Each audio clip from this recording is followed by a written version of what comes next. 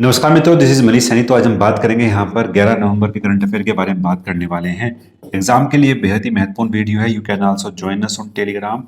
Telegram पर जो हमारा चैनल है वो अभ्यास एकेडमी के नाम से ही है। इसका लिंक आपको नीचे मिल जाएगा, आप वहां से भी जो है हमको ज्वाइन कर सकते हैं। पहला जो प्रश्न हमारे पास यहाँ पर कि उत्तराखंड के स्थापना दिवस। तो उत्तराखंड का जो स्थापना दिवस है वो बनाते हैं हम 9 नवंबर को। ठीक है, 9 नवंबर को बनाते हैं। और रजत जयंती के अवसर पर प्रधानमंत्री नरेंद्र मोदी जी ने कहां पर आयोजित भव्य समारोह में भाग लिया। तो जो आयोजित किया गया था वो FRI देहरादून में एक समारोह आयोजित किया था। और पूरे 25 साल जो है उत्तराखंड को बने हुए हो गए हैं। और इसी के उपलक्ष्य में जो है FRI देहरादून में यहाँ पर रजत जयंती समारोह करा गया था। एग्जाम के लिए बेहद ही महत्वपूर्ण है। और क्या क्या घोषणा यहाँ पर हुई है वो देख लेते हैं एक बार। ठीक है, जो घोषित जो परियोजनाएं हैं वो लगभग 8,000 करोड़ रुपए से अधिक जो परियोजनाएं हैं वो यहाँ पर लागू की गई हैं। एग्जाम के लिए बेहद ही महत्वपूर्ण है। और उसका जो है हम डिटेल में भी एक वीडियो यहाँ पर लेकर आने वाले हैं कि कौन कौन सी योजनाएं जो हैं यहाँ पर महत्वपूर्ण होंगी एग्जाम के लिए। तो वो सेपरेट वीडियो यहाँ पर आने वाली है। ठीक है, स्थापना दिवस जो है यहाँ पर वो 9 नवंबर 2000 को था।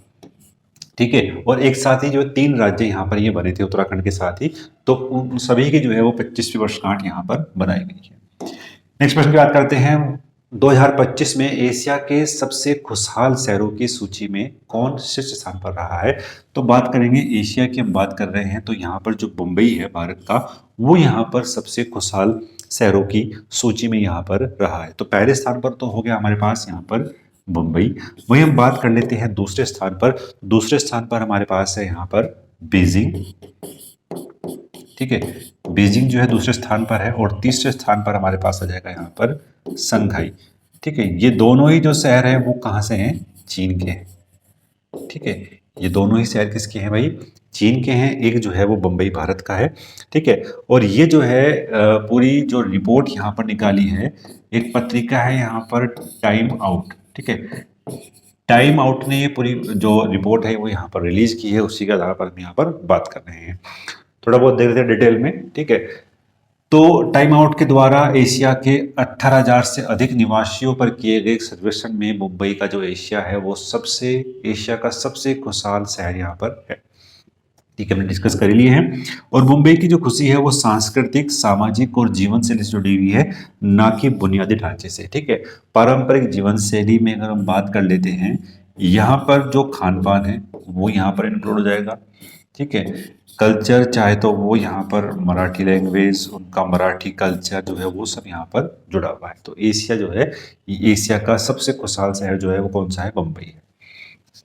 नेक्स्ट प्रश्न हमारे पास यहाँ पर, क्वाड देशों की नौसेना के बीच होने वाला मालाबार अभ्यास 2025 का जो आयोजन है वो कहाँ पर किया जा रहा है? तो कहाँ पर? गुआम, अमेरिका के अंदर। बहुत ही महत्वपूर्ण है और एग्जाम के लिए ये प्रश्न यहाँ पर बनने की संभावना है। ठीक है, क्वाड ग्रुप की बात करते हैं तो क्वाड ग्रुप में जो है 4 देश हैं जो यहाँ पर अब शामिल किए गए हैं।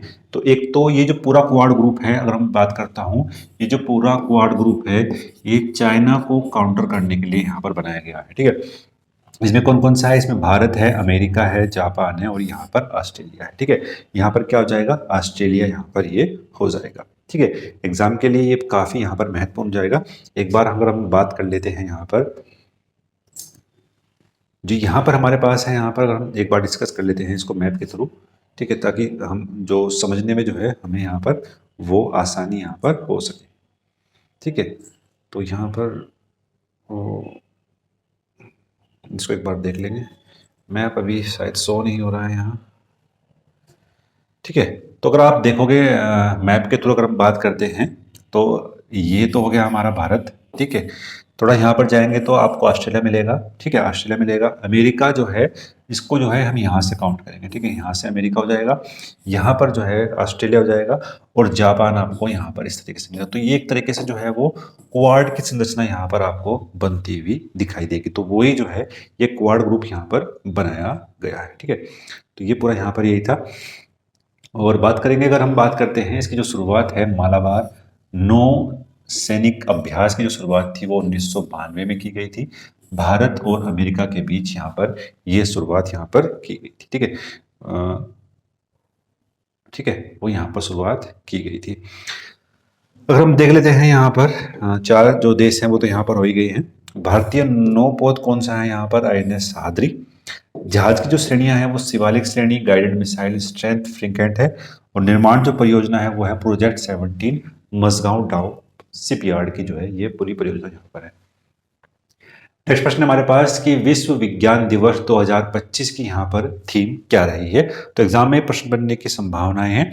ठीक है, जो यहाँ पर थीम रही है इसकी तो वो थी यहाँ पर भरोसा, परिवर्तन और भविष्य 2050 के लिए हम जो विज्ञान चाहिए। ठीक है, जो विश्व विज्ञान दिवस है इसको हम बनाते हैं यहाँ पर 10 नवंबर में। ठीक है, 10 नवंबर में इसको हम यहाँ पर बनाते हैं। एग्जाम के लिए बेहद ही महत्वपूर्ण है, थीम भी और डेट भी। आप देख लेते हैं थोड़ा बहुत डिटेल में यहाँ पर कि हर साल जो है वो 10 नवंबर को हम पूरी दुनिया विश्व शांति और विकास के लिए विश्व विज्ञान दिवस मनाती है। इसे यूनेस्को ने 2001 में जो है स्थापित किया था, तो बहुत ही महत्वपूर्ण है। 2001 में जो है यूनेस्को ने इसे स्थापित किया था। थीम तो हमने बात कर ली, trust, information and tomorrow, the science we need for 2050। विश्वास, परिवर्तन और भविष्य 2050 के लिए आवश्यक है। नेक्स्ट हमारे पास यहाँ पर पैरादीप फास्टपोर्ट लिमिटेड ने वर्ष 2025 में किसे अपना ब्रांड एम्बेसडर यहाँ पर नियुक्त किया है? तो वो यहाँ पर नियुक्त किया है राहुल द्रविड़ को। ठीक है, राहुल द्रविड़ को पारादीप फास्टपोर्ट ने यहाँ पर इनको अपना ब्रांड एम्बेसडर बनाया है। ठीक है, एग्जाम के लिए बहुत ही महत्वपूर्ण यहाँ पर ये हो जाएगा। और सतत कृषि के लिए, ठीक है, इसके लिए भाई सतत कृषि के लिए। और राहुल द्रविड़ की जो ईमानदार छवि है उसको यहाँ पर उजागर किया गया है इस पूरे ब्रांड एम्बेसडर के दौरान। तो एग्जाम के लिए काफी महत्वपूर्ण यहाँ पर हो जाता है। ठीक है, नेक्स्ट प्रश्न की बात करते हैं। नेक्स्ट प्रश्न हमारे पास यहाँ पर भारत की पहली जनजातीय जीनोम अनुक्रमण पहल किस राज्य के द्वारा यहाँ पर शुरू की गई है? ठीक है, जो पहली जनजातीय जीनोम अनुक्रमण है ये शुरू किया गया यहाँ पर गुजरात के द्वारा। ठीक है, जो यहाँ पर जीनोम अनुक्रमण किया गया है यहाँ पर ये उनके अनुवांशिक बीमारियों के लिए, ठीक है, अनुवांशिक रोगों के लिए उनकी पहचान को उजागर करने के लिए ये पूरा जो है वो जीनोम अनुक्रमण यहाँ पर किया गया है जनजातियों के लिए। तो गुजरात ऐसा पहला राज्य है। बात करें डिटेल में, भारत की पहली जनजातीय जीनोम अनुक्रमण पहले जो गुजरात में शुरू हुई, इसका जो उद्देश्य है वो है यहाँ पर अनुवांशिक स्वास्थ्य जोखिमों की पहचान करना और जनजातीय आबादी के लिए एक सटीक स्वास्थ्य सेवाओं को सक्षम बनाना है। ठीक है, किसी व्यक्ति के डीएनए में न्यूक्लियोटाइड एटीसीजी के सटीक क्रम को निर्धारित करने की ये पूरी प्रक्रिया है जीनोम प्रक्रिया। यह व्यक्ति के अनुवांशिक संरचना को प्रकाशित करती है और उसके जो उसके लक्षण हैं, जो उसके स्वास्थ्य के लिए जो जोखिम है वो यहाँ पर बनते हैं उनको बताने वाली है। ठीक है, तो गुजरात में अभी शुरू किया गया है।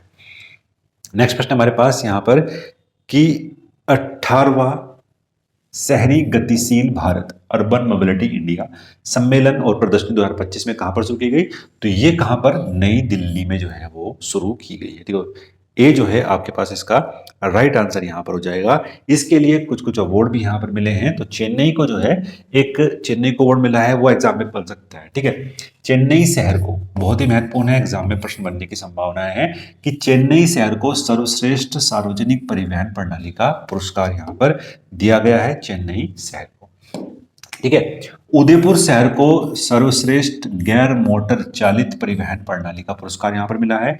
इसके अतिरिक्त प्रदर्शन गुणवत्ता के प्रदर्शकों को भी पुरस्कार यहाँ पर मिला है। ठीक है, अब आ जाओ भाई यहाँ। ठीक है, प्रथम जो पुरस्कार है वो राष्ट्रीय राजधानी क्षेत्र परिवहन निगम को मिला है। दूसरा जो पुरस्कार है वो यहाँ पर Maharashtra metro rail corporation limited को मिला है। तीसरा पुरस्कार एग्जाम के लिए काफी महत्वपूर्ण है, वो मिला है स्पेन के दूतावास को। ठीक है, मिजोरम की जो यातायात प्रणाली है उसके लिए आइजोल विशेष पुरस्कार किसको मिला है भाई? मिजोरम को। तो ये आपके पास हो जाएगा काफी महत्वपूर्ण, यहां से प्रश्न बनने की पूरी संभावनाएं हैं आपके अपकमिंग एग्जाम में। ठीक है, नेक्स्ट प्रश्न की बात करते हैं। नेक्स्ट प्रश्न हमारे पास कि हाल ही में ही भारत की तटरेखा को आधिकारिक रूप से संशोधित किया गया है, जिसकी लंबाई में कितनी वृद्धि यहाँ पर हुई है? ठीक है, किसकी लंबाई में यहाँ पर जो वृद्धि हुई है वो हुई है वही 47.6%। एग्जाम में प्रश्न बनने की पूरी संभावनाएं हैं, इसको हम यहाँ पर स्टार बना देंगे। तो 47.6 यानी 3537.21 किलोमीटर की भी जो ये पूरी तटरेखा की जो लंबाई है वो यहाँ पर अभी चेंज हो चुकी है। गृह मंत्रालय ने जो है ये पूरी रिपोर्ट अपनी यहाँ पर रिलीज की है। डिटेल में बात करेंगे, एग्जाम में प्रश्न बनने की पूरी पूरी संभावना है। ठीक है, भारत की जो तटरेखा है उसके आधिकारिक तौर पर संशोधित किया गया है, जो कि पिछली माप से 3537.21 किलोमीटर यानी 47.6% की ये वृद्धि यहाँ पर होगी। तो बहुत ही महत्वपूर्ण है।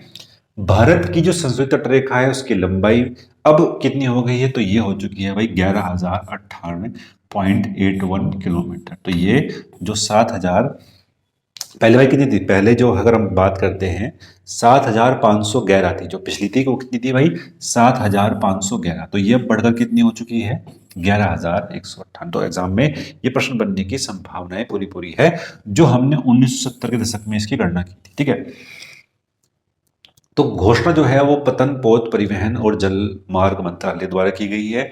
जो गणना करता है वो कौन है, राष्ट्रीय जल सर्वेक्षण संगठन NHO देहरादून। तो ये आपके लिए हो जाएगा काफी महत्वपूर्ण। ठीक है, ये पॉइंट जो है वो काफी महत्वपूर्ण है। आप अपने नोटबुक में इसको जो है कहीं भी नोट कर सकते हैं। चैनल पर अगर आप नए हैं तो प्लीज सब्सक्राइब करें। ठीक है, नेक्स्ट हमारे पास यहाँ पर कि सबसे लंबी तटरेखा वाला जो राज्य है वो कौन सा हो जाएगा, गुजरात हो जाएगा। और सबसे छोटी तटरेखा वाला जो राज्य हो जाएगा वो हो जाएगा यहाँ पर गोवा हो जाएगा सबसे लास्ट में। ठीक है, एक बार का क्रम यहाँ पर जो है वो डिस्कस कर लेंगे कि गुजरात जो है वो पहले नंबर पर है, तमिलनाडु दूसरे पर है, आंध्र प्रदेश यहाँ पर तीसरे पर है। ठीक है, आंध्र प्रदेश आ जाएगा यहाँ पर तीसरे पर। इसको देख लेते हैं एक बार। नेक्स्ट हमारे पास यहाँ पर कि जो शीर्ष तटरेखा वाला यूटीज हैं यानी हमारे यूनियन टेरिटरीज हैं, तो देख लेते हैं अंडमान निकोबार द्वीप समूह। तो ये है यहाँ पर 3083.50 किलोमीटर। ठीक है, वही अगर हम बात करते हैं तो गुजरात की कितनी है 2340 किलोमीटर। अगर हम बात करते हैं यूटी और स्टेट की बात करेंगे, दोनों की बात करेंगे, तो इसमें सबसे अधिक हो जाएगी हमारे पास अंडमान निकोबार की। एग्जाम में प्रश्न पूरी पूरी तरीके से बनने की संभावना है। लक्षद्वीप जो है वो आ जाएगा दूसरे स्थान पर, दमन और द्वीप आ जाएगा यहाँ पर तीसरे स्थान पर। तो एग्जाम में प्रश्न बनने की पूरी संभावनाएं दिखाई पड़ती हैं। नेक्स्ट प्रश्न हमारे पास नेक्स्ट है कि देश का पहला और एकमात्र वुल्फ सेंचुरी भेड़िया अभ्यारण्य कहाँ पर स्थित है।